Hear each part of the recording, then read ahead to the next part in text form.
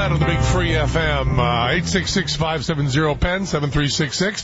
PenRadio@gmail.com, PenRadio.com. Sitting here with Michael Goudot. How you doing, Michael? Good morning, sir. How are you? Except that I am in Los Angeles, and Michael Goudot is at my house in Las Vegas. You set off the alarm this morning, right? Yes, I did, yeah. And we are waiting. We are waiting for an aristocrat to come in. As you know, we've had Louis Black, Lisa Lampanelli, Howie Mandel, David Brenner, Wendy Liebman, Gilbert Gottfried, Paul Provenza, Bobby Slayton, Carrot Top, Trey Parker, Drew Carey, and very soon he's in the parking lot, probably stopped off to have sex with the valet Parker, and he is in his way. He is on his way here. He's on his way to the studio. It is Bob Saget will be in the house with us right now. And was that him just walk by? No, another guy looking like Bob Saget. So what we're going to do is to show respect for Bob Saget. We're just going to sit here and do nothing until Bob Saget, you rat bastard! We're already on the goddamn air! And watch your mouth! No FCC and swearing out of you! I'm damn good. I'm a rat bastard. I got the proof. I got the papers from my dad. My dad's a rat bastard also. We've been on the air now for 45 seconds. I apologize for being late. I've been trying to kill time without you here. How do you do that? I don't know. You're like our 15th aristocrat on here, you know. Oh, man. I'm so honored. You're the best person ever that was as a fellow rat bastard. A rat bastard, by the way, is a person that doesn't know who their parents are. Right. That has some kind of disease. They're vermin, right? Yeah. A rat bastard. Yeah, a bastard. Rat bastard. And you can say bastard on the CBS stations. I say it like 5 times in a row. Well, bastard, rat bastard. Rat bastard's pretty funny. If you want to make it even better, cheese-eating rat bastard. Well, the cheese, it stands alone. You don't even need to. What does that mean, the cheese stands alone? It's when you set a trap to catch a rat.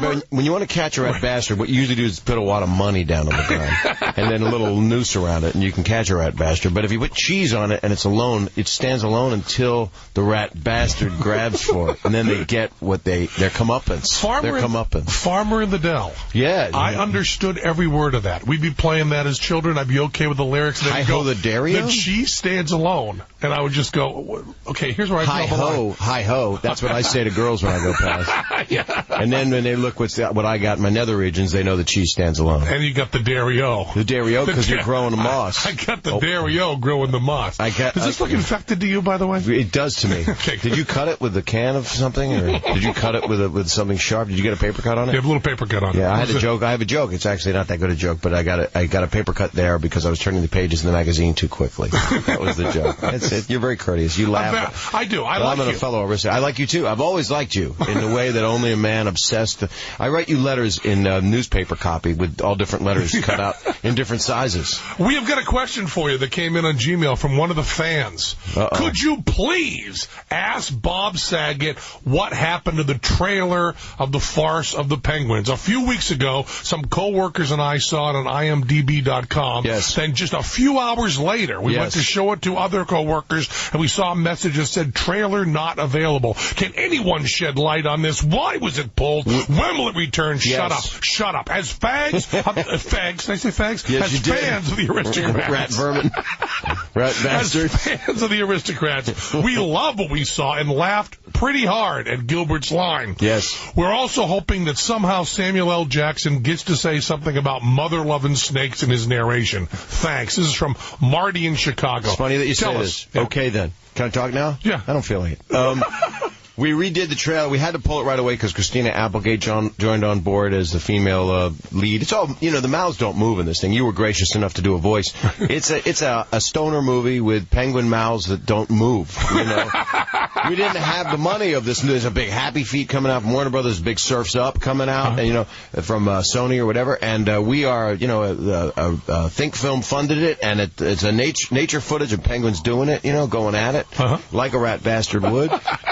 And so the mouths don't move. We redid the trailer because we had to. We had to honor our lead female. And so it's coming out in a couple weeks. Sam Jackson just recorded, he did the trailer copy. He's so gracious. He says there's MF penguins on that MF glacier. So he does do his own send-up of the snakes on a plane. And how'd you get Samuel L. Jackson to do it? He read the script. And when we were starting, we had Michael Miller's an editor who edited a bunch of Coen Brothers movies, Raising Arizona, and he put together we were starting to edit the movie. That's a bunch? One is a bunch? He did the same movie for 14 years. Okay. As an exercise. He didn't originally edit it. Oh, he was doing it over and over again in film school? He did Blood Simple, since you're making me list his IMDb, Michael Miller. He did Ghost World, but that's not a Coen Brothers movie. He did Rat Bastard, the first HD movie ever made. The Penn Jillette story. Yeah, it was about a little teeny... It's hard to get those little legs apart on a mouse. But was it Andrew Dice Clay who did the duct tape joke, which is a whole different world, and it's a hamster, I believe. Do there families that listen to this? No. There's one family. There's a woman... The aristocrats. A woman came to my show, about an 18-year-old woman with her mother, father, and little brother, and her T-shirt said, lesbian atheist, Penn thinks I'm hot. Wow. So that's a Which family. Which is accurate, am I correct? In every single way. Yeah. And she was great. She was just terrific. And atheist was spelled wrong. Did you go home with her and have a holiday dinner with nothing on the table? Did you have a gelato turkey? Gelato turkey. Yeah, we... no, but Styrofoam water? Her parents were with her and said she thought you'd like this shirt. Wow. Were they hot? Yes, actually, they put a picture up on this MySpace account, and a lot of people wrote in and said they thought the mom was hot because they thought there's a better chance she was heterosexual, I suppose. Well, if you allow your child to do whatever they want to do, that's kind of hot. Is that what you do as a parent? Yeah. In fact, I'm dating this girl that I like at the moment. I mean, you've never done that before, have you? Actually, you I have a couple people you hate. Well, I have. And I was married and I was in love with my wife, and things changed 9 years ago, and I found a rat in the bed. And that's not true. And it was mine. But this girl I'm dating now is an adorable girl. But my daughter said to me last night, "We like her.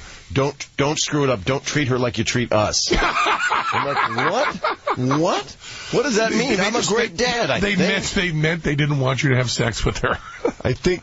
No, they didn't mean that. Okay. They're not totally inane. They're like the parents of the woman that adores you. They just don't... They want me to put a surge protector on. They want me to be sure... I don't mean protection of sexual nature. I mean they want me to make sure I don't over-implode with my normal... Now, how do you screw up a relationship? I speak my mind, and my mind's not sound.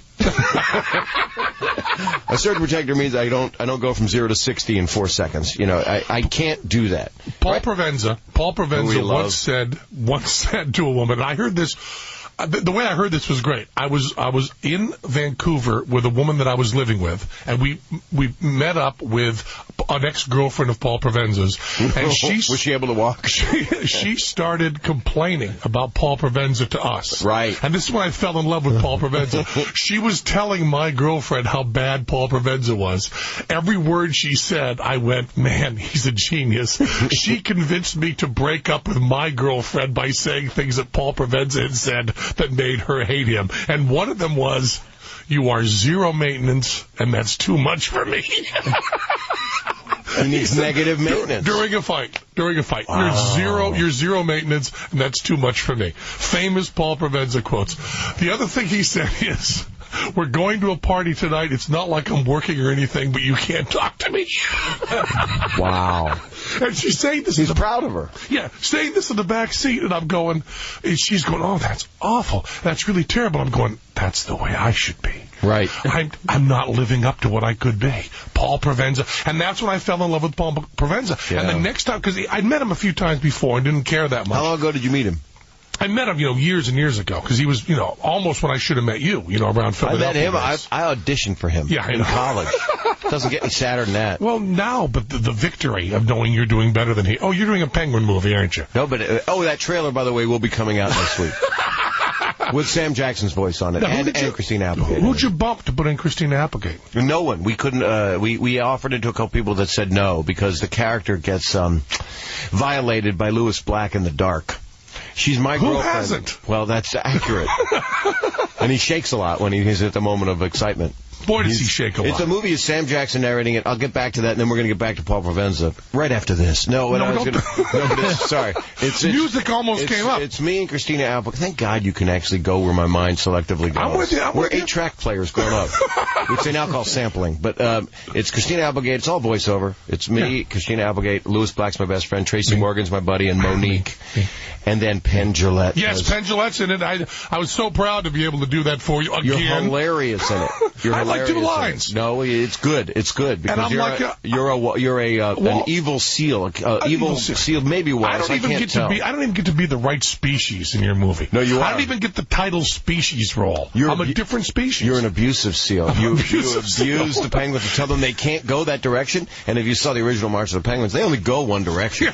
Then 3 months later, they go the other direction because it's time to eat after they've made it. Now, it's very much like Paul Provenza. Very much, very much. So you auditioned for Paul Provenza? I did at University of Pennsylvania. I was going to Temple University for film school, and U of P is where all my friends were, where I would do comedy. When the Mask and Wig was out of there, but I wasn't in the Mask and Wig, but Paul was in everything because he was like the stand-up of University of Pennsylvania at the time. Not a Jew. He would no. What's up with that? Yeah. Anyway, so he would perform in his Italian way, and he's Italian, right? What's that? From the waist down, he's definitely not a Jew. He's Italian. I know that. He's a rat bastard. The name Provenza, giving you. If the name sounds like a kind of cheese, it means Italian. Or a piece of furniture. A villa. Have you seen my Provenza? That's what he calls it. Yeah. So he asked me to perform to see if I could do this all-star review at Penn, and I auditioned. I had a guitar on. It was pretty pathetic. When I first saw you, we first did a radio show in San Francisco. Right. And was it Alex Bennett? Might have been. No, Yeah. I think it was a different show. I don't think it was Alex Bennett. And you were going to be on, and I, was doing like an off-Broadway show, and I considered myself to be pretty hip. And they were bringing on this TV guy from like whatever show you were on. Right. And I was going like, oh man. And then you got on the air, and you weren't at all like the guy on TV. Because see, at that time, I wasn't hip enough to know that the people on TV are all lying. Well, and then I went to see your show, and you had a guitar around, and it was the dirtiest show I'd ever seen from this sitcom guy. Right. And I had the feeling, whenever that was, back in the 80s, that later I would bring to people with the Aristocrats, we thought this guy was our favorite dad. I am. Which dad do I want to visit me at night? It is weird that I get hit on by people that are my daughter's age, which is wrong because they're 4. And my oldest daughter is 19, and she goes to school in New York, and it's not fun when that happens, really. I don't like to mix church and state. I like them to be separated by at least a curtain. Or drywall. It doesn't stay drywall long, you know that. How have you dated your daughter's friends? No. Yeah, that's funny. No, definitely not. They say it's supposed to be half your age plus 7, but I've been subtracting 7 and not carrying the 1. So I have a few problems. I buy a lot of cookies. Let me just say that. No, that's terrible. No, I only date people. I have a girlfriend. I would say. Pardon me? How old? I'm going through the canyon. I've lost you. No, she says that I don't listen to her, and I said I love the palm. I could go for a steak. She's younger than me. How old is she? What? How old is she? I can say that on the air? You don't have to. But we're not going to say anything else until you do. She's in double digits. Okay, good. She's I shouldn't say her age. Sure, you can say her age. Yeah, of course I can. It'll be tabloid fodder. She's what? It's not fair to her. I don't think she'll like that her age becomes such an important thing. No one cares about you, Bob. She's 26. 26. And how old are you? What? How old are you? Really hard to hear you right now. How old are you? I'm actually 50. You're 50? No, I'm older than you. I'm 51. In the city, thank God. 51. I'm 50 in the city and 26 in the highway? In the moving car. No, that's not good. People don't like that separation. I'm fine with it. Which is why it was so easy for me to say it to you. Yeah, it's personal. I don't usually talk about my personal life. Well, that's all we're going to talk about now. All right. We're not going to talk about your stupid penguin movie. Okay, let's go into girth. We're going to do it. Sure. And we are going to do it. We've been close for years. I was performing in New Jersey. I did that tour. You know that tour? There's a tour. There's a thing. You know that? No. I won't even bring it up. You won't like it. But it's the Opie and Anthony tour. Oh, yeah, sure. They're actually really lovers of comedy. So it's Tracy Morgan and myself and Carlos Mencia did last week in New Jersey. Mm-hmm. And I had this whole theory that New Jersey has had a bum rap for many years. Because they're between Philly and they're between New York. Mm-hmm. And I believe that New Jersey, a lot of people think it's the taint. Yeah, sure. Of those two states. Sure, of course. My wife's laughing. You're okay. She's following you. How are you? By the way, 40. So you're saying what? She's 40. Oh, my wife. That's great. I just wanted you to know. Just wanted you to know that I could answer the same question. I'm 52. 51? How old am I? 51. Damn it, this girl's like the smartest girl that I've dated. Well, that's like saying that, the shortest basketball player, isn't it? No, they're not like hospitalized. they don't sit there in a room like medicated, dribbling. I'm not talking about the start, I'm talking about the end. Oh. After. Hey, it's going to be great when I'm 80. Mm-hmm. Someone's got to wipe me. Exactly. Might as well be her. Well, she's got small hands. So talk about your Penguin movie. So it's Farce of the Penguins. Comes out as soon as we figure out what the hell we're doing with it, which is soon enough. Mm-hmm. And I'm still working on it. I'm still finishing it. It's taking me 9 months of my life. And this is the hardest movie you've done? Because you've done a lot. Well, I've done actually, they're all hard. Even when they're easy. Even a TV movie is. I did a TV movie years ago about my sister passing away from scleroderma, which it's called For Hope. And that thing was probably the hardest thing I ever did, just emotionally, because I revisited my life and her life and what she went through. And how she suffered with this disease. And so I've tried to put a lot of scleroderma into the Penguin movie. Because they don't move that well either. No. And that's a horrible thing to say. But the Penguin movie is made out of nothing. I mean, it's made out of stock footage. So it's very hard we didn't shoot a frame of film. So with 200 hours of stock footage, of which you are. And so many people did favors for me voice-wise, as Carlos Mencia and Dane Cook and Whoopi Goldberg and Harvey Fierstein and Norm Macdonald. All these people, yourself included, Penn, did I didn't get to be a penguin, though. I had 50 to be a seal. people. Well, there's other people that aren't. Harvey Fierstein's a panda bear. Okay. Who curses at Sam Jackson and is very angry. And Gilbert is a penguin, yelling. He's freezing his nads off, and Sam yells back at him, and they have a lot of effing dialogue. Oh, you say FCC. They're angry. FCC in dialogue. That's what I meant. Yeah.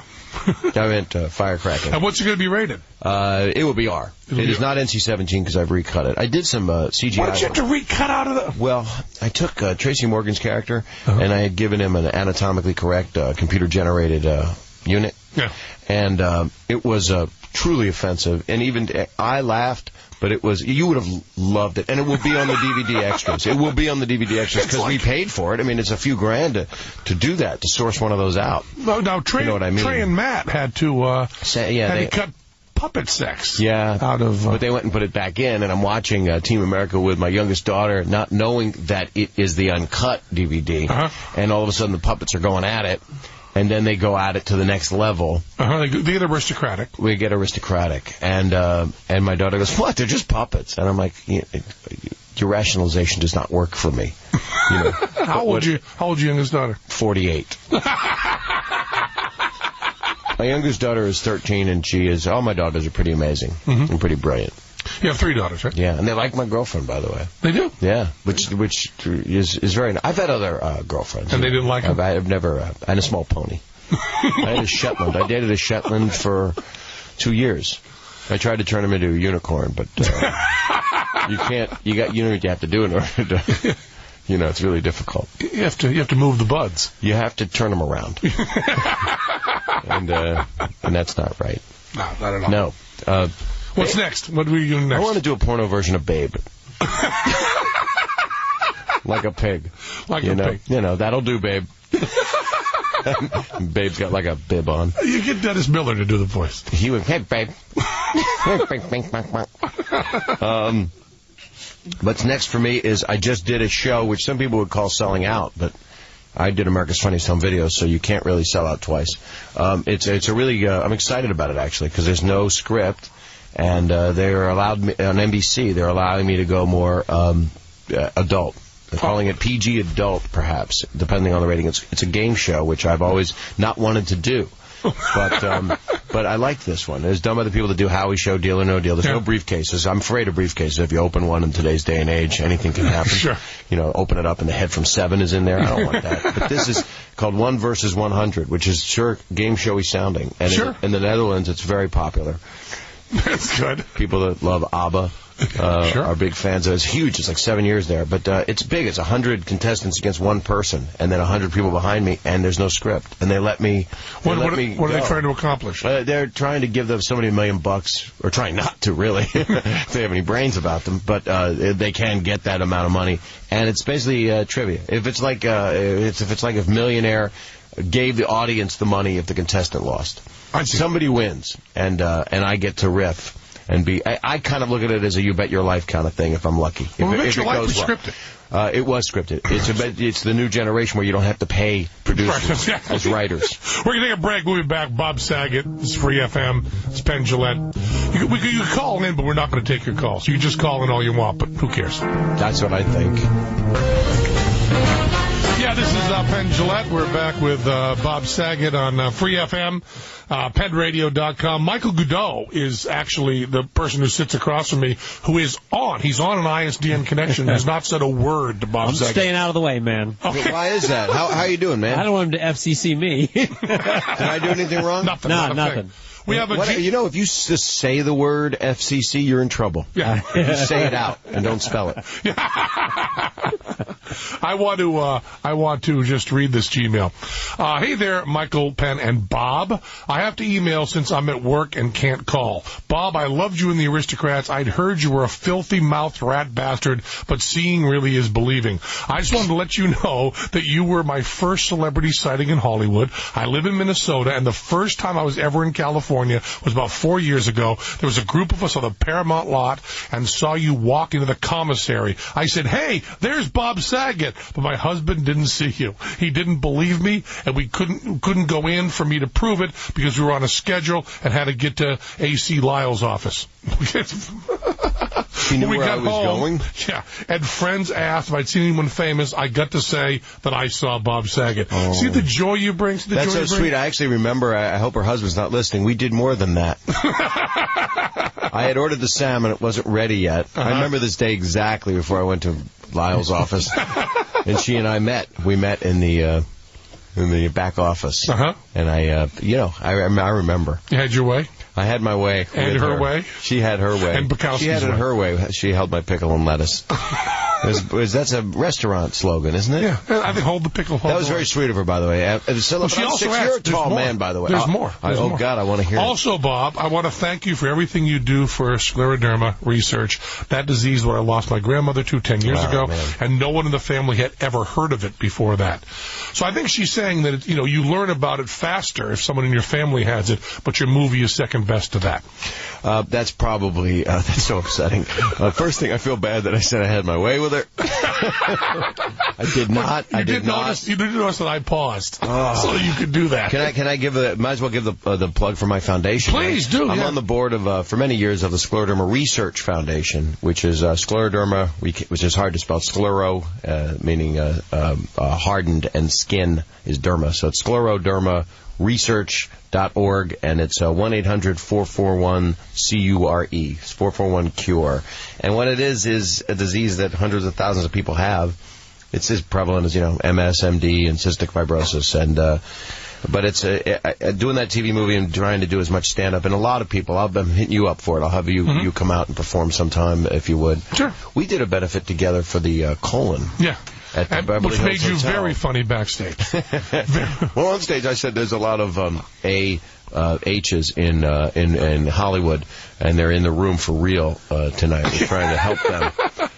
It's very hard to censor myself here, but I do what I can. You do what you can. Consonants work. But that was very sweet of that lady, and I'm sorry she lost her grandmother. They're all diseases are horrible, but that one hit my family so deeply, and one of my best friends had it, Sharon Monsky.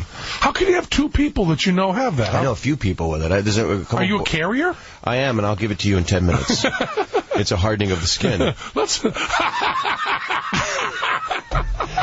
You can't carry it. There are people, I think it's environmental sometimes. A lot of people, there's many other research people that say that it's autoimmune, not unlike lupus, but it is autoimmune for some people. But the research we've had done, a lot of it leads to vascular, which is your blood, and it's a combo disease quite often. But Johns Hopkins has a gentleman, Dr. Fred Wigley, who's a brilliant man, one of my funny favorites. name. Fred Wiggly is a great name. Is he someone's uncle? I hope. Uncle Wiggly. I hope his sister has and a does he child. shop at Piggly Wiggly? But he is a fantastic... Is Piggly Wiggly called Piggly Wiggly because there's a Wiggly involved in it? See, I just thought it was rhyming with Piggly. I think Piggly Wiggly might be a nursery rhyme or something. There might be a Piggly Wiggly. But it's not like Piggly and Wiggly got together. I don't think so. And I don't know what cities or states that's even If my name were around. Piggly and your name were Wiggly, would you team up with me forever? We'd have to. Okay. And I wouldn't speak, and it would be everyone's gift. You want to get back to your hard skin? Yeah, it just keeps hardening. And it's a horrific, I don't know how you do, you can't really do humor about it, but I do. We did. My sister passed away 12 years ago from it, and it's scleroderma. You want to be able to say my sister passed away 12 years ago while I'm still laughing. Let's get back to the Penguin movie. So people that tune in will just go, did he just say his sister passed away and the big guy, the rat bastard, was laughing? Is that right? That's what it that went? is right, because I went, Farce of the Penguins is hilarious, and the Scleroderma Research Foundation does all it can. Staying on topic would have helped my entire career. You think so? I don't know what you just I think it would have destroyed it. Thanks to you. Let's change the subject because it'll get sad. Now, I can get misty-eyed. You can get sad and misty-eyed. That's okay. Oh, man. Because I think that's important. It's important to have all the different colors. Absolutely, in your palate. And in your toilet. Now, how long does it take to kill somebody? What? How long does it take to kill Well, if you somebody? hold a man around the neck and squeeze, you can do it in minutes. If you're strong. I mean the scleroderma. Well, that's a whole different thing. That's one of the defenses of having the disease. The neck gets so hard you can't really strangle anyone. No, yeah. My sister got, they couldn't even diagnose what it was. She was sick. We didn't know what it was. They thought it was lupus. They thought it was mental. They thought all kinds of things. Within 3 years of being diagnosed, we lost her. Wow. And I got involved with the Scleroderma Research Foundation about 3 years before my sister was even sick. Just Sharon Monsky, this great lady who founded the foundation, used Robin Williams to do the first benefit, and always wanted to do comedy, which sometimes people do with the disease, that is an easy performer, and you can if you can get the comedians. And Paul Provenza was one of the first performers, and Belzer and Ellen DeGeneres and Rosie O'Donnell. Before any of these people, Belzer was established, but the rest of us weren't that well known, and at all. And this was about 18 years ago, I guess. And then she just always used comedians. And so now I've kind of, with Karen Zucker, who's on the board, Jeff's wife, wonderful friend of mine, and all these people from San Francisco, Bay Area is where our chairman is located, Luke Evenden and Deanne Wright and all these people. Anyway, we do comedy. We had Ray Romano at the Beverly Wilshire Hotel, and Jon Stewart did it in New York with Katie Couric did the auction, and Conan helped once. And, a lot of comedians. So I'll be doing... The benefits, we try to do every 2 years, try to raise a couple $1,000,000. It goes right to research. Are there any, is there any headway being made in the research? Yeah, there really is. They've actually been able to put the disease into whatever you would call remission with some brand new experimental meds. And not unlike AIDS, the cocktail of drugs is what helps a lot of people. So that's what I do every evening. Now, does this... No, I don't do drugs, by the way, because this is the result of no drugs. But is scleroderma the disease, or is it related to the disease that people in sideshows would sometimes be? Well, you know what, they used the elephant skin boy and so on. I don't think the elephant. I think that he fell in his own category. Because you know what's great about going on the road with him? You don't need to bring a trunk. Yeah, I used to go see those things. I'm sure you did too. Because the carny things, I would go to state fairs and see the guys. I was just out in Minnesota Tuesday night. I was at a 10-1 show. There's nothing like it. It's just in the world, the craziest thing. A guy can stick a needle through his arm, and he really can't. But he does. Yeah, it's like a knitting needle. I mean, he puts it through his arm. The great thing about, Todd Robbins does sideshow stuff in New York. And the thing that's so wonderful about the real sideshow stuff is there's no trick to it. No. It's just terrific. And there was one act that is being done now that I think is terrific. One of the blow-offs, which after you've gone in and you've paid your money and seen the whole show, they offer you an extra thing for another ding. They just say for another $1 you can come back here. Right. And one of the things that's been popping up. Very reasonable, by the way. Very reasonable. The ding is very reasonable. And you get to, for $1 donation, you get to staple it anywhere in his body. Oh, that's nice. Isn't that nice? Isn't that nice? They're starting to do it at some SM clubs, too. You just take $1 and you can just staple it. It has to be, sometimes they break down the denomination of the bill in where you're going to staple. And since, of course, we no longer have $500 bills in circulation, because that was one way the United States government cut down drug dealing, you can no longer do the eyeball. It's but you know, $100 bill will get you, will get you a little bit of heaven with a staple gun. What's so funny is Jackass. When you look at that show, it's just nothing compared to this. It's sugar water. Yeah, sure. Which is astounding. but they say Lot's wife. That's how far back some people think scleroderma goes. That the turning of her to stone was and it's a very they track it back. So your sister died being punished by God? I thought there's no God according to you. I didn't think so, but Lot's wife, wasn't she supposedly punished by God? You say that scleroderma, what they're finally trying to find out is, what did these people do to offend God? Is that where the money goes in research? I'm just talking about the metaphor of the historical significance of what happened. All I remembered was she turned to stone. I didn't realize what caused her to turn to stone. I think a lot of... She looked back on Sodom and Gomorrah. Well... Sodom alone. But a lot of people in relationships do turn to stone. Exactly. And it just, if you stop anything that allows the fluidity or elasticity of skin, I think you do harden. Metaphorically. And I choose to believe that a lot of things in the Bible, as much as they are metaphoric. Metaphoric. That's what I choose. So what is the metaphor for you're leaving a city of sin and God says don't turn around and you glance and you get turned to stone? What metaphor is that in your life? Well, honestly, if you are, say you're going to go see 15, 20 years ago Caligula comes out. You're in the theater. And you're watching the movie. And they got the ring. Malcolm's doing his little dance. Whatever it is, the two girls with the guy and John Gielgud's going, what am I doing here? I just wish there were thought bubbles with the other actors in the movie. So you're offended. You're walking out of the theater. Wait a minute. You did this in second person. I'm doing it. Say one would be offended. Say one would be offended. Say a person was offended. Okay. They're watching Caligula on the screen. They get up and go to walk out of the movie. They're walking out of Caligula. As they look back, they get aroused. Then they have turned to stone. Turned to stone against their wishes. Slowly. Because that's another reason why they turn to stone. It is forbidden. We'll be back with Lot's husband right after this. This is Penn Jillette on the free FM, talking about people turning to stone in the good way and the bad way. Oh, my.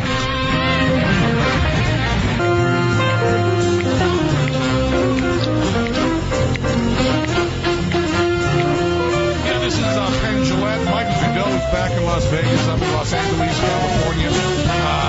PennRadio.com, PennRadio@gmail.com. And we have Bob Saget, one of the aristocrats, funny guy. She stands alone. She's eating rat bastard. Yep. And I want to read this because you said during the break that you would talk more about the disease and more about your sister. And as far as I'm concerned, you're funny everywhere. So maybe here we'll take a little bit of time and talk about this seriously and give more stuff about this disease. And this is a letter that I'm not going to be happy reading, but I'm going to read it. Gentlemen, I just happened to listen live instead of downloading your podcast, and I heard the subject. My sister Daphne passed away June 1st of last year from pulmonary fibrosis. I'm kidding it. Due to scleroderma. She was diagnosed in 2001, and she fought so very hard to hold on for a lung transplant. The day she left us, she had decided not to keep fighting and asked to be put on a ventilator and sedated until she died. The time when she was sedated to the time she left us was 12 hours. I was lucky to spend her last 6 months of her life living with her and taking care of her in my home. I miss Daphne, and sometimes I feel as if I failed her since there was nothing I could do to help her. What can I do, especially since as a teacher I am basically broke? Why don't you talk a little bit about the foundation and what you're trying to do in terms of research? Well, ironically, my sister was a teacher also. Both my sisters were teachers. I lost two sisters, one to an aneurysm and one to scleroderma. And my sister Gay, who died of scleroderma, went through the same decay. And at the very end, I actually put this in that, not to be promotional, but it was people know. Some people saw this TV movie called For Hope that starred Dana Delaney. And at the end of my sister's life, she the end of the movie was like a hospice thing, because that's what we did. We would do Bernie's shirt, just like do this strange gallows room, which I put in the TV movie. And my dad and Mom, my dad's 89 this week, and my mom's 82, and they've survived the loss of actually 4 kids. It's crazy. My family's crazy. There's a reason I'm as demented as I am, because it's been a hard life, especially for them. And we all kind of gathered around my sister, and with any disease, with this one, you really do decay quickly. The primary scleroderma symptoms, a lot of times your esophagus will deteriorate. So the flap in your esophagus starts to go, and you can't swallow properly.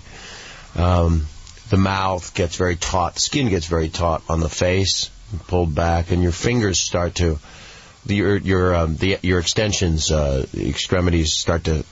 can split. Some people can live an entire life, by the way. I don't want to freak people out that are listening. You're doing a fine job. Well, scleroderma can take your life relatively quickly, like it did my sister, or you can live with it your entire life and live very, very old and healthy and stay warm and use a lot of mittens and socks and all that stuff, because you got to keep your extremities warm. My sister at the end also said she didn't have the lung transplants. They weren't there yet. They took out her gallbladder. She became diabetic. It was literally a puzzle, a house of cards. You move one thing and the next thing goes out, and then everything you try to fix. And they guinea pigged her a bunch here at the hospital. She had doctors that were rheumatoid arthritis specialists and rheumatologists, and that's not always the best people to go to, even though they mean well. And some of them don't. Some of them are really, a lot of doctors are just into their ego because they're playing God. But since there is no God, there are no doctors. But I believe there's God, but that's that's a whole different conversation. I believe there's doctors, so we have. See what I'm saying? I believe in peanut butter. Find a place in the middle. If you put peanut butter on a mousetrap, a rat bastard will show up. Yeah, but not a cheese-eating rat bastard. No, because they want the peanut butter. Sure. PB. Put a Cheerio in it, because it's more attractive to the mouth. That's so hot. That's almost like a life raft. That's like Leo at the end of Titanic. So, don't die on me, Rose. Which brings me back to my sister. So she's laying, and it's not unlike what this email says, and she's saying, help me. This is a day before she passed away. And we're going, okay. And the way my family said help her was to let her go, to release her, just tell her. And my dad was the hardest one, which is always the case. It's your kid. It's the unthinkable. And so we let her go. And the next day she passed, and I was in the room with her when she had her last breath, which that is what makes me think that there's something more or whatever, because I don't know. Have you ever been in the room with someone when they die? Yes. All right, so you still don't believe in God, whatever. It's something happens, and I don't know what it is. I think maybe something happened inside you because you loved her so much. Yeah. I don't know. There's something. I'm a very sensitive guy. I don't know. I can tell. Right. But they saw you in The Aristocrats. I am sensitive. I had guilt. I knew that was wrong. I knew it. You knew it was wrong. That's what I'm saying. Okay, so you are culpable. That's all you really show. I'm Robert Culpable. I loved I Spy. Did you? The original Cosby work on there was phenomenal. I'm not kidding around, by the way. That was like TV groundbreaking. Anyway, so I had another friend, Sharon Monsky, who had scleroderma, who founded the Scleroderma Research Foundation, 1-800-441-CURE. sclerodermaresearch.org, SCLERODERMA. Is there a song for that? Yes. See you real soon. Maybe not. Why? Because we liked you. But Sharon Monsky was this woman that founded the thing, and we, when the TV movie I made came on TV on ABC, Sharon and I went on all these talk shows. We went on Oprah. So we're in a plane coming back from being on the Oprah show, which was a great experience. Couldn't have been kinder. Oprah was an angel. We get on the plane. We're coming back. And I forgot what airlines we're on, which would have been fun to trash them many years later. This is 10 years ago. And Sharon, we lost Sharon 3 or 4 years ago to scleroderma, ironically, which is the disease she lived with for 20 years. Who knew that would take her out?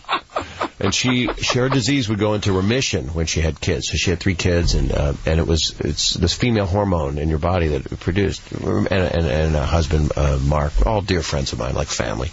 So we're coming back on the plane, and the flight attendant comes over, and Sharon, the flight attendant will not serve Sharon, because scleroderma is disfiguring. And so her face, maybe, that's all Sharon and I could figure out. And I was putting some powder on some open sores that were on her hands because I'm her friend and she needed to be bandaged. And it was a powder that kind of kept the bacteria out. Because you lose your digits a lot of times if it goes severe. Not a lot of times. I got to be very careful. I don't want people freaking out if they have scleroderma and it's not in this intense stage. So she put the powder on. I bandaged her up, and the flight attendant kept walking past her and didn't serve me either. And so Sharon's like, I can't. She was just a spitfire. So how many fingers have to fall off to get a drink around How here? many fingers am I not holding up? So but you could do that in your act if you lose your fingers. So how many knuckles am I holding up? So Sharon gets up and goes over to the flight attendant. Gets up and walks over, and she's a frail little thing, and very adorable, you know. And she was also going to be an Olympic skater. If you'd seen her before scleroderma, pre-scleroderma, was like just crazy gorgeous, right? Not that she wasn't. To me, she was anyway. So she goes over to the flight attendant and goes, "Can I help you? Because you really seem to be overtaxed up here." It's just the first-class flight attendant, and there are two of them. And Sharon goes to take napkins to hand them out to people. So she physically goes with her bandaged hands to touch things that go toward people's drinks. Yeah. And no, I'll get it. No, don't worry. She, like, totally freaked out. And I was like, I can't believe you did that. I mean, I was, like, fairly almost rude. But this is the woman who, there was a drug that really didn't work. It wasn't a drug. It was more of a placebo called Relaxin that they thought, I think it's still made. I probably shouldn't bash it on the radio. But it was a drug that was made by a pharmaceutical company, and they thought it put the disease into remission. And so Sharon was on it, guinea pigging herself and trying the disease. And then they wanted to discontinue it, the company, because they weren't making any money. They didn't feel like enough people had it.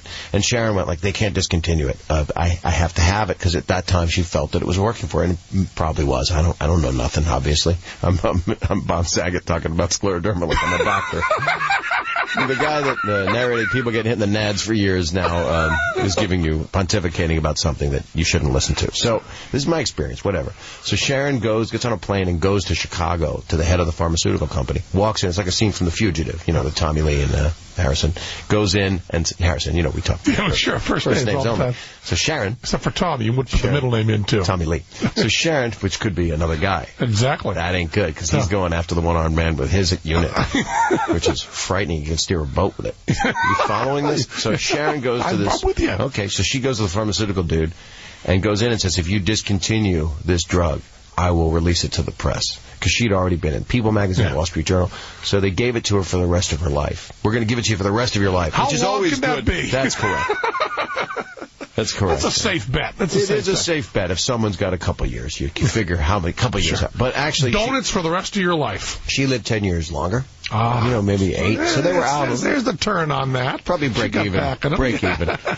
But she was one of the most amazing people that I will ever meet in my life, as was my sister, which just takes me into my personal story. But back to that problem is someone who has giant income problems. That the email, she was saying that lost her friend who she loved more than anything. Actually, it's a he. It's a he that was... The he? He lost his sister. Like you just had the sex wrong. It wasn't two sisters like you like to think about late at night. It was a brother and sister. I feel bad about that. He changed the sex. He's also lost his gender now. He lost his sister, and then you gave him a sex change. First thing, I just wanted to say that my heart goes out to you, sir, if he's listening right now, which he probably is. Probably. I might have turned it off on the Tommy Lee joke. I apologize for the Tommy Lee joke and for calling you a woman.